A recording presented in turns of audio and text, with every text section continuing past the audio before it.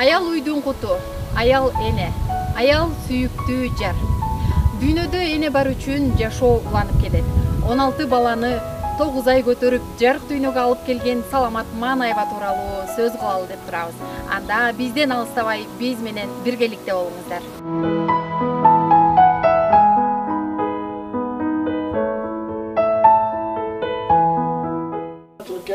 Кандай жакшысызбы, денсаулыктарыңыздар жакшыбы? Биздин ушундай маалыматыбыз боюнча 16 баланы тарбиялап эрежеге жеткирген апабыз бар экен. Анан ошол апабыз боюнча келип калдык. Апабыздын башынан өткөн тагдыры, турмушу тууралуу кененирээк маалымат алалы деп. Сиз өзүңүз ким болосуз? Мен уулу болом, мен кичүүсү. Абдан жакшы. Анда келиңиздер үйгө кирип, анан кененирээк маалымат кылалы. Апабыз да үйдө болуш керек. Туугандар да келип, кыздар да келип, жаңы отурдур, апабыз 90га чыгып келип кетип турушат. Ооба, ошол. Үйдө тапчыкаларды көрүп алып эле ойлодум, ошо үйдө меймандар бар экен.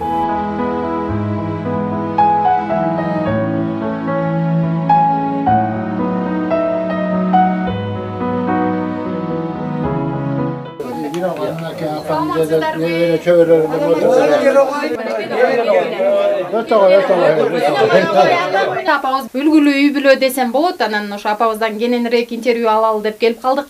Анан азыр сырттан айтып атат, ошо үйдө меймандар бар эле деп. Сонун күнү келип калган турбайсызбы? Келе кой. Ооба, келе кой, келип тиги апаң менен өзүң келип маек куруш. Анда жакыныраак отуруп алайын апама. Келе кой, рас келген турбайсыңбы? Келе кой. Жакшысызбы? Көргөн билген бар, көрбөгөн бар, билген бар дегендей бүт эле менин балдарым булар тетинин баасы эле мына. Неберелерим, чөбөрөлөрүм бүт эле. Bir daha emeğe koşulmaktır aldım öğreteyinlerime. Şunun varsın törüp, şunun varsın emetip alıp beni vermişlerdi. Aldım öğreteyinlerimde. Uçuraşkanı gelmedik bir cönüle. Sizge uçuraşıp gelişken turbay baba baldarınız. Apa aytыңызчы, ушу балдарыңыз келгенде сизде кандай толкундоолор болобу? Сүйүнөсүзбү? Болбогондо сагынасызбы балдарыңызды? Анан ойунан түшөт да буларда. Булар да сүйүнүшөт. Апам келди деп Апа, биздин маалыматыбыз боюнча сиздин жашыңыз мына эми баягы телекөрүүчүлөргө кээ бирөөндө болот экен. Көз тийип кетет, мындай жашымды айтпайм деген нерсе болот экен. Бирок ушу апам деле ал нерсени жашырган жок. Чындыгында мына 90го барып калыпсыз, апа. Бирок мен сизди көрүп 99дай көргөнүм жок, апа. 1.78, 80ге чыгып калганго деп ойлодум. Анан апа айтыңызчы, канча балаңыз бар? Кайсыл жылы төрөлдүңүз? Мына ушунун баарын бизге телекөрүүчүлөргө айтып бериңизчи. 20 балам бар. Өзүп калгандарынан мына болгондон кийинкиси. Анан 20 балам бар, балакеттин калайын. Анан ошонун баарысын төрөп, ошонун баарысын улурап темселеп, ушулардын баарысын багам деп коечу. Дагы жакшымын, дагы билинбей жатпайбы багам. Бактылуусузбу?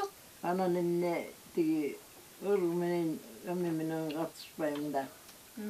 Апа, азыр бул жакта дагы кыздарыңыз олтурат. Анан бул жерде улуу кызы сиз окшойсуз эже, Келиңиз, эжеке айтып өтүңүзчү. Канча азыр апамдын небере чөбөрө көрүп калды апам? Кудайдын кулагы сүйүнсүн. Кыздардын улуусу менмин. Анан неберелерден 75 неберesi var. 75 небере. 65 чөбөрө. 65 дейм. Абдан жакшы. 65 чөбөрөсү бар, бактылуу апабыз бар. Биз аябай бактылуубуз, энебиз кашыбыз да чындыгында. Кичи баласынын колунда кичи баласы келин уулу мынакей жакшынакай кирпигине кирип узбай багып отурушат. Кудай ошого Кудай кут кылсын. Кудай кут кылсын. Абдан жакшы экен эже, ана мен сизге дагы бир суроо берейин деп атам, ошо удалай эле. Баягы сиздин эң улуусу экенсиз. Анан Апамдын жаш кезинде мынакей сизден кийинкилер ал кезде кичинекей отурган балдар болуш керек. Анан апамдын орун колдон алып жеңилин жерден алган мына сиз экенсиз. Апаңызды ошол кездегини сүрөттөп бериңизчи. Ошол кезде сүрөттөгөндө мына апабыз аябай тың киши болчу. Ошончо баланын төрөсү дагы баягы үйгө келген коноктор айтып калчу да булар көп эле балалуу, балдары кайда деп. Ушунчалык балдар тартиптүү бир туугандарым. Ушунчалык жакшынакай тарбияда чоңойгон балдар. Энебиз болсо эшикке чыгып эркектин оокатын жасап апабыз. Үйгө кирип аялдын оокатын жасап, кенедей үйгө кенедей мындай тазалыкты аябай кармачу да. Анан кыздар дагы биз да ошо энебизди тартып турбуз. Баарыбыз эле ошондой энебиздин немесинде, тарбиясындабыз да. Чоңой бесташ кыланда сүйлөшүп ачкандарын угуп калам да. 7-чи класс окуп атканда турмушка чыгыптыр апабыз. Анан ошондон тартып эле ошо бир эле атабыз менен чогуу жашап өмүр сүрүшүптүр экөө. Бактылуу өмүр сүрүптүр, монча бала чакалуу болушуп. Жакшы. Атабыз сизди кантип алып келген эсиңиздеби? Atqa salıb, atqa salıb. Ошол апа. Баягы биз ушундай апалардан интервью алганда айтышат. Атка салып эле деп. Salıb elə alıb geldi tüneli. Ооба, тракторго эле бизге көң боюнча көң менен төктеле деп айтып, кызыктуучуларды айтып калат. Анан мен ошондуктан ушул суроону берип атам да. Апамда да бир ошол кезде кызыктуучур болгон деп, апа. Атка өңөрүп алып эле келе берди. Atqın ölüberi geliverdi kim bilir. Gelip meni oturup kaldım. Мынакей телегөрүүчүлөр, азыр апам бизге бир сонун жагымдуу музыка тартып алайын деп турат. Анда бирге көрүп алабыз. Al degen tanga katkalan artıkta veren başkadan ardında uşak kalat devi men ошондон жазганам. Сиздин атыңыз Жүрсүнкүл эже, мына улуусунан кийинки экинчи кыз экенсиз. Анан апам мына 16 баланы татыктуу тарбиялап 9 ай көтөрүп жарык дүйнөгө алып келген экен.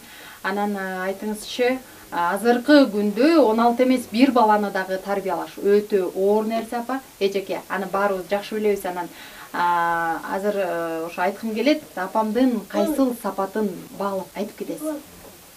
Apamdın emeği bolğun sapatları büt, şonun bari büt kızlar bizge büt tarbiyada oldu, bolğun sapatın, bolğun al kişinin yazağın ovqatları bizge üretip bolğundu büt jasap, şırdaklar jasap şöyle sağan çoğulçu, biz de şol kişinin tarbiyası menen ülgülü olur. Bizde ошончо энебиздин айткан азыркылар чындык эле жалкоо бүт даяр бар. Ошол кезде бизди мындайга тийгенге деген бүт баарын ошону өздөштүрдүк жасап кеттик. Мен ушу апамдын жолун жолдоп, мисалы үчүн 79-жылы турмушка чыктым. Иирис айылына. Ошондон турмушка чыккандан бир жылга жетпей эле койчу болдук. 16 жыл койчу болуп жүрдүм. 10 бала төрөдүм. 10 балаңыз бар, 8 бар. Өзүңүз сөзүңүзгө аралжы, өзүңүз азыр канча жаштасыз? Канчага келип калдыңыз? 60га чыктым. Кыздын жашын сурабайт дейсизби? 60 жашка келип калдыңыз, азаматсыз. Ошол анан биз да ошол эне атабыздын жолун жолдоп, биз да ошол балдарды жакшы тарбиялап баарын өзүбүз жайына койдук. Азыркы учурда 31 небере бар. Өзүңүздүкү эле. Өзүмдүкү эле. Энемди тартып, мен да баатыр энемин. Мени тартып бир кызым бар, баатыр эне дагы 87-жылга. Ошондой эле баягы уядан эмнени көрсөң учканда ошону аласың дегендей эле үйдөн кандай тарбиялансак ошол эле калып да ошондой эле кара жумушка да болгон жашоого бышканбыз. Ошол балдарыбызды жакшынакай тарбиялап эрежеге жеткиздик десек азыр жаңылышпайм. Мен дагы ошол эне атабыз бар, ошолордун айдагы менен жүрүп жакшы тарбияланып, жакшы неметкен үчүн менин да кыздарым да, балдарым да жакшы. Атабыздын көзү өтүп кетти, бирок атамдай жакшы тарбиялап бизди, атадай бизди тарбиялаган. Азыркылар кокуй деп ой менен болосуң, оюңан чыкканда алып бербей койсоң tekir jolga basıp atışat. Anan oşo kesте imam bar eken bizdin yaş kesтерибизде. Менин атым Төлөбек. Өзүм болсо Шүлүштүн колкосунун башында Ирсунга Төшбулак дегенден булам өзүм. 77-жылы ушул үйгө мен күйөө бала болгон. Эң улуу күйөө баласымын. Абдан жакшы. Эң улуу күйөө баласымын. Бул кайната кайнынан болсо ушул биздин өзүбүз биринчи күйөө бала болгондо мен уккам 17 баласы бар. 10 кыз 7 эркеги бар деп. Ошондо улуу кайнагыбыз өтүп кетти. Андан кийин кеде бир кайным бар эле 28-жылы ал өтүп кетти. Эң кийин кайным өтүп кетти. Чукулда бир балдысым Майрам деген, Жумагүл деген балдысым бар, ал өтүп кетти. Калган азыр 13 аман эсен ушул жерде отурабыз баарыбыз.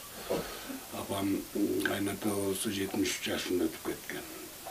Дагы ушул үй жаңыдан салынып атканда мен күйөө бала болуп туруп ушул жерде эң биринчи күйөө баласы. Баш көз болуп турдум эле дейсизби? Абдан жакшы. Андан менден кийинки бир бажалы болуп Мемилбек деген ал азырда ушул жерде чогуу отурабыз. Биз апабызга учурашалы 90-га чукулдап калган кайненебиз. Бүгүн учурашалы деп келгенбиз. Чакыргандай болуп урас силер да келип ушул интервью алганыңарга чоң ыраазыбыз. Абдан кубанычта болуп отурабыз. Ооба. Мындай болбойт. Сизде жолугушуу деген бул абдан кубанычта. Апабыз бактылуу экен чындапчы. Деги эле апаңыз тууралуу айтып бериңизчи. Мен кайнене катарында көрбөйм, ушуну өз апамдай көрөм. Ушу күйөө бала болгондон бери сен деген жаман жыйынткан жоксуң да. Жеке мен эмес болгон күйөө балдарына ушундай. Өз балдарындай сезип биздичи. Эштен кирип келатканда келе койгула деп өздөрү ушу тас оркунда отурса да тура калып тосуп алып өз балдарындай сезичи биздичи. Абдан жакшы сыйлачу. Биз апабызды өз апабыздай сезебиз чындычы. Biz mana alısta Bişkek'te var baldız paşalar, Göl'de var baldız paşalar, Narım'da turabız biz, İrisu'da turat, Kuyuşuk'ta degen ayılda turat. Şunun bari çoğulu alıp yere gelebiz. Bağırız, uçuraşabız, kaynata görmegen, kaynata içmegen çay, şu apabız içsin degen oyumuz, oy fikirdeyiz biz. Hazır apam jaman emes baktılуу kişi de oyluyum ben. Hazır buna Ança деген неберелерин көрүп, чөбөрөсүн көрүп, ушундай иман отурат. Арысын ортобузда бактылуу карыя деп айтсак болот. Бул бактылуу өлгүлүү үй бүлө да мындайча айтканда ушул. Сиз болсо күйөө баласы болот экенсиз, келиңиз анда өзүңүздү тааныштырууда. 73 жылкымын. 69-70 чыккылдап калдым. Экинчи күйөө баласымын бул үйдүн. Апаңыздын кайсы сапаттарын айткыңыз келет? Эми дейбиз, бул кишиден убалды кыздар да тартиптүү ушундай болду. Жакшы киши экен бул киши. 90-га чукулдап калды. Элдин баары да айтат, ар бир кызга 2 жардап берип бер. Анын баарын катып бербегениңди. Ооба да, ошонун баардыгы апамдын кол күчү, Кол күчү да. Анан сиз кандай күйөө бала болгонсуз? Эркек күйөө бала болгонсузбу же ушундай апаңыздын бир жакшы жагын эстеп өтүңүзчү. Мен сиздерге ушул суроону абдан бергим келип атат. Апам атам өкөтөн эле жакшы көрчү мени. Bir adam деп баягы сыйлачу. Такай ортамда жүздүк бирон дилде койгон. Аякка барып берип жүрүшчү. Жакшы кишилер болчу да өкөтөн. Мына кайната болсо тияка кетти. Алышта жакшы кишилер. Келиңиз эми өзүңүз тууралуу тааныштырып, кайсыл жердин кулунусуз, канчанчы күйөө баласысыз, сиз күйөө баласы экенсиз? Менби? Мен Ирису айылынын тургуну болуп. 4-күнчү күйөө баласында үйдө. Апаңыздын кайненеңиз болот. Жакшы сапаттарын апаңызга деги эле калуу тилек айтып өтүңүзчү. Апам аябай жакшы киши. Аябай жаныбыздай көрөбүз. Бизге жаман мамилесин уккан жокпуз. Чын эле сый көрөбүз. Аябай жакшы көрөбүз апабызды. Апаңызга калуу тилек айтып өтүңүзчү. Апам эмне дейбиз, апам көп жашасын, Кудай берген жаш жашасын, балдарынын тыйылматын көрсүн. болгон тилегибиз ошол. Өзүңүздүн канча балаңыз бар? Мен өзүм 5 балам бар. Небере, чөбөрө дегендер бар. Чөбөрө бар. Бешөө балдарым үйлөнгөн, кыздарым турмушка чыккан. Үй жай бүткөн. Үй жай бүткөн. Мен өзүм айылда турам. Келиңиз анда апамдын дагы бир кызы десек болот. Канчанчы соосуз, кайсыл жака турмушка чыккансыз дегеле өзүңүз тууралуу айтыңызчы. Мен ушул үйдүн 4-чы кызы болом. Өзүм болсо бир айылына турмушка чыккан. Ошо жакта жашайм азыр. Абдан жакшы экен. Анан апаңыздын кайсыл бир мурунку учурларынан бир эске салып, эстеп кетиңизчи, апаңыздын бир кызыктуу учур болгондор мүмкүн. Апабыздын биз эс тарткандан берки кызыктуу учурларын эстесем, ошо тазалык аябай менен устагалып турбарбыз. Аябай таза эле, ошо көптөргөн аялда эмес болчу. Ошо баарыбыздын кирпигибизге кир жугузбайт. Бактык. Андан соң өз иштүү дагы болчу, колунан баары келчү. Шырдакты жасачу. Баарыбыз ошо апабызды тартып кенедейибизден ошо жасаган оокаттарын кошо кармашып жүрүп жумушка үйрөндүк да. Анан айтыңызчы, Сайнагүл эже, сиздин апаңыздын кайсыл мүнөзү сизде бар? Мен апамдын эми кайсы мүнөзү бар деп деле айта албайм. Мен жоошураак болчу, табыз жоошур эле мүнөз алсай. Токтоо, Азыр мен сиздерди ошол өзүм баам боюнча мындай токтоо экениңиздер чындыгында көрүнүп турат, баардыгыңыздарда. Анан көпчүлүк айтат экен, баардык баягы эненин мүнөзү балага көбүнчө өтөт депчи, атаныкына караганда. Анан ошол эненин мүнөзү сапаты сиздерге көбүрөөк өткөн окшойт. Биз ошентип аябай мындай катуу тартиптүү үй бүлөдө чоңойдук десем жаңылышпайм да. Аябай бизде тартип ушундай катуу, жана ушундай улуубуздан аябай жасканып, ыйманып, кичүүбүздү урматтап турар элек. Бизди ошентип ата-энебиз ушундай тарбияга көндүрүптүр да. Биз мынтип шалпылактап эшикке чыгып же киного баруу деген бизде жок болчу. Ушундай аябай жакшынакай тарбияда өсүптүрбүз. Жада калса айылдын эли бизди ойлочу экен да, бир 3 эле бала же 3 эле кыз же бир 4 эле баласы бар депчи. Бизди мындай көрчү да эмес экен да. Биз ушундай тартиптүү, ушундай үй бүлөдө чоңойгон үчүн бизди ушундай көп семья экенибизди көп киши билбей калчу экен да.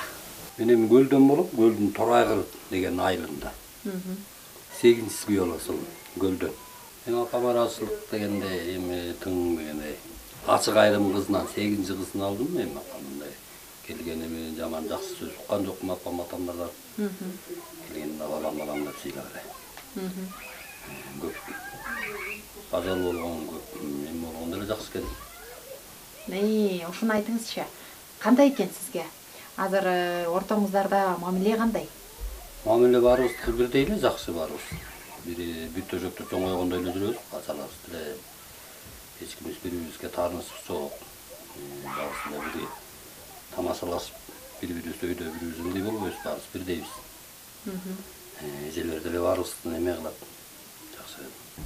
Келиңиз эми өзүңүз тууралуу айтыңыз, кайсыл жерге келин болдуңуз? Мен өзүм тууралуу айтсам, Куйбышев Өрнөк айылына келин болдум. Канчанчы кызсыз? 92-жылы келин болдум. Бул атамдардын 9-чы кызымын. Абдан жакшы экен. Өзүңүздүн жашыңызды айтыңызчы. Мен өзүмдүн жашым демей, кыздын жашын сурабайт дейт. Ооба. Абдан жакшы экен, макулуңуз, буга дагы макул болуп. Анан айтыңыз. Дагы деле ушул суроону берем. Апаңыздын бир жакшы сапаттарын эстеп өтүңүзчү. Мен апамдын жакшы сапаттары тазалыгы, устугу, мындай көтөрүмдүүлүгү жагат да. Анан бала кезде сиз азыр мына дал ушул үйдө турабыз, Анан апаңызга кандай жардам көрсөтчүңүз? Мүмкүн эркек кыздырсыз. Бала кезде ата-энебизге эркелеп жүрүп эле өстүк. Баарыбыз тең элечи. Эркелеген жерден эркелеп койчубуз, ээрчиген жерден ээрчип койчубуз. Анан көбүнчөсүн атам менен Машинасына аркасына жашынып алып, өзүм кичинекей болчумун да. Жашынып алып, аркасына жашынып алып, көп айылдарга ээрчип барчумун да. Анан үйдөн чыкканда көрбөй калышып, баягы кичинекейиме байланыштуу. Анан жака жеткенде эле көрүп калып, "Апей" деп мындай таң калуу менен карап калышчу да. Анан менден кийин эркек бала келди да. Кызыман кийин эркек болдум деп мени жакшы көрчү атам. Мына апалыш болсо 90-га чукулдап калды. Ошо орнундагы бала бизбиз, эң кичүүсү биз. Анан эмне десем, апалыш жакшы, уйкусу жакшы, ичип жегени жакшы. Пастельный бир 5 жыл 8 ай болду бул. Ошол пастельныйды ошондон бери кичине ошол баса албаганы жок, башкасы тым жакшы кылай алышпар. Акыл насатын дагы да болсо айтып келет. Акыл насатын бизге айтып турат, кичинекей эки өзүмдүн 7 балам бар. Таята болдук сине 7 жана таята чоңата болду. Ошондо бир эки кичинекейим бар, ошо эрмек. Ошолор менен ойноп эрмек дешет. Мен 90-жылдары жай айларында жолдошум Жээнкул менен баш кошуп, ушул атам апамдын кичи келини болуп келдим. Атам рамачылык оорудан кайтыш болуп кетти, көп жылдардын жүзү болуп калды. Атам ичпеген чайды апам ичип атат. Апама чын денсаулык, өмүрү uzun болсун. Атам кечүү тирүүсүндө 65 небереси бар эле. Азыр Кудайга шүгүр, апам 85 небере чөбөрөсүн көрүп отурат. Денсаулыгы жакшы, акыл эти жакшы, бизге жакшы акыл насааттарын айтып турат. Мен туура эмес жерлеримде мага атам неме оңдоп турат. Мындай кыл, тигиндей кыл деп. Апама өмүрүн каалайм. Небере чөбөрөсүн урматыйын көрүлө аман болсун. Кудайым ушу биз баардыгы чын денсаулык, апабыздын жашыныкка жетели. Апамдын кайсыл тарбиялык сөзү эсиңизден кетпейт? Бир жакка барганда, жагалдай бутеме кылганда, кенен кармагыла, мындай кылгыла деп акыл насааттарын айтат. Апамдын ою менен болом. Сиз небереси болот экенсиз. Анан ошубузча эң улуусу, Кыздардын эң улуусу небереси экенсиз. Анан айтыңызчы келиңиз, өзүңүз тууралуу айтып берип, андан сырткары апабызга кабыл элек. Мен өзүм ушул үйгө жээн болом. Кыздардын улуусунун баласымын, өзүм 2 бир тууганмын. Атым улам. Ушул үйдөн кичинекей кезибизде ушул жака келгенде тайнебиз анда мындан да тың жакшы кездер болчу. Азыр өзүм болсо 34 жаштамын. Андан бери көптөгөн убакыттар өттү, көптөгөн жылдар өттү дейм. Мен ошол тайнебиз болсо азымдыктарлыкка моюн сунуп, ушундай неберелерин күтүп, кыздарын күтүп, ушундай бир үмүт менен жакшынакай эшикти карап баягы балдарын чуркатып, эмеси менен жакшынакай барлыктай келдет. Буюрса, ушул кишинин жолун жолдоп мына тай эжелерим келдет. Тайнебиздин да жолун жолдоп, биз да ушундай карлыкка жетели, жыйнатабыз да карлыкка жетсин. Ушуларды жолдоо эле биз да ушундай кутактуу болуп эле. Аскарды баягы uzun жолдой болуп, биз артыбыз туугундугудай болуп эле жүрө берели деген ниеттемин. Денсаулыкта болуңуз дайыме. Ушундай көп дагы жашаңыз, жүзгө чыгыңыз. Ушундай неберелериңиз, чөбөрөлөрүңүз келип, сизден бата алып турсун. Сиздерге да чоң рахмат ушинтип. Күнү келип ушундай жакшынакай эме аткандарыңыздарга сиздердин башыңыздарга бийлик. Ошол дайыме. Күгө айтабызбы? Оода. Алтай жакшы болсун. Тайнеңе кандай кабыл тилек айтасың? Тайнеңе бир uzun болсо, оорубай, биздин чайыбызды ичип, өмүрлүү сүрөсүн. Мен энемди жакшы көрөм. Энем мага акылдуу сөздөрдү айтат. Анан сен энеңе жардам бересиңби? Ооба. Эмне кылып жардам бересиң? Энемдин кийимин котором, төшөккө жаткырам. Энем оорубасын, жүзгө чыксын. Ой,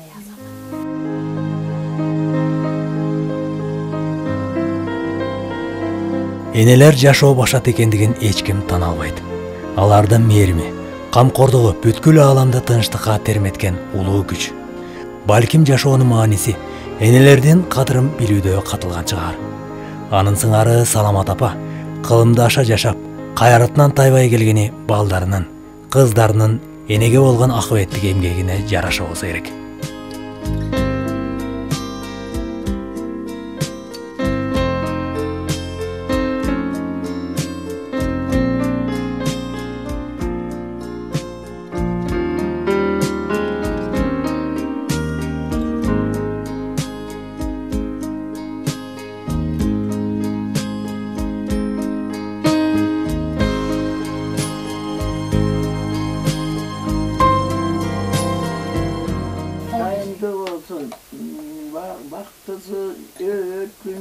versin.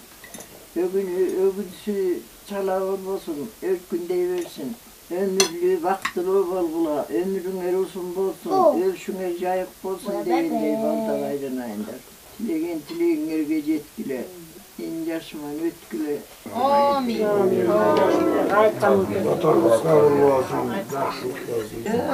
Yılgayda verin barangdan, yılgını böyle bastırgan. Yaylonun salkın havası, erkeli soğuk aldırdan. Gönülge singen gül jıtı, kırkılmay beni maz kılgın. Ağabeyin tamgağa bağlar, takta verin başkadan. Artımda uşak kalap cep, men oşundan jasqınım. Gelse süsün başına, ip geletekin jasıға.